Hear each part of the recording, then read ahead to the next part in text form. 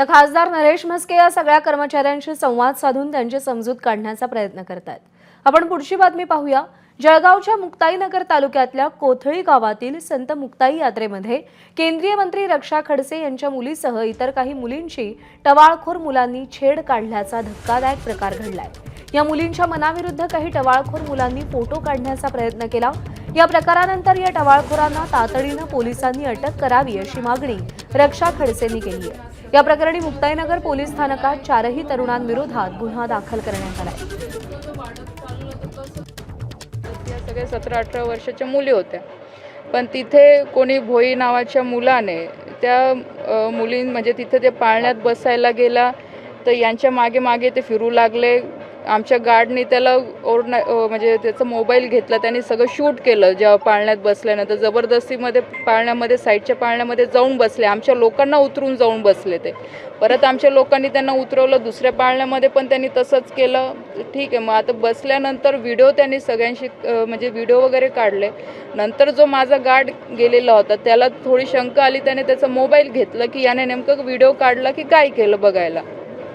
तर त्या गार्डसोबत पण यांनी सगळ्यांनी दादागिरी केली, त्याची कॉलर पकडली, त्याला धक्काबुक्की केली आणि जवळपास 30-40 मुलांचा माहोल तिथे जमा झाला।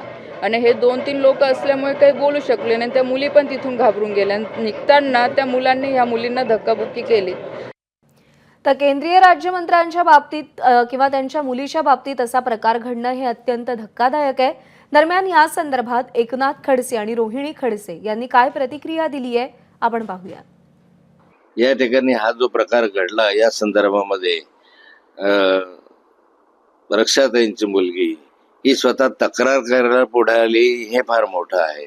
नाहीतर मुली सहसा तक्रार करायला पुढे येत नाही। पण या विषयाच्या संदर्भामध्ये मुक्ताईनगर परिसरामध्ये जे गुंडागर्दी वाढलेली आहे किंवा या मतदारसंघात वाढलेली आहे, हे अलीकडे या 3-4 वर्षामध्येच वाढलेली गुंडागर्दी आहे। यामध्ये महाराष्ट्राच्या विधान परिषदेमध्ये स्वतः खूप वेळा बोललेलो आहे, आक्रमकपणे मांडलेलं आहे। सरकारला मी म्हटलं की तुम्ही काय बांगड्या घातल्यात काय थांबवायला, इथपर्यंत मी बोललेलो आहे। परंतु त्याचा फारसा परिणाम याच्यावर होत नाही, कारण या सर्व गुंडांना या ठिकाणी स्थानिक लोकप्रतिनिधी आणि राजकारण्यांचं संरक्षण मिळत आहे। गृहमंत्र्यांना एकच सवाल आहे की एका केंद्रीय मंत्र्यांच्या मुलीबाबत जर असला प्रकार होत असेल तर माझ्या महाराष्ट्रातल्या सर्वसामान्य कुटुंबातल्या महिला भगिनींना न्याय कसा मिळणार।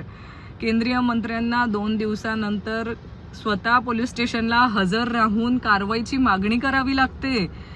ह्या सगळ्या प्रकारामध्ये आपल्याला एकच बघायला मिळतंय की आज कुठेतरी महिलांना सुरक्षा देण्यासाठी गृह खातं हे अपयशी ठरलेलं आहे। पोलीस यंत्रणा ही कुठल्या दबावामध्ये आहे का पोलीस यंत्रणा गुन्हेगारांना पाठीशी घालण्याचं काम करतंय।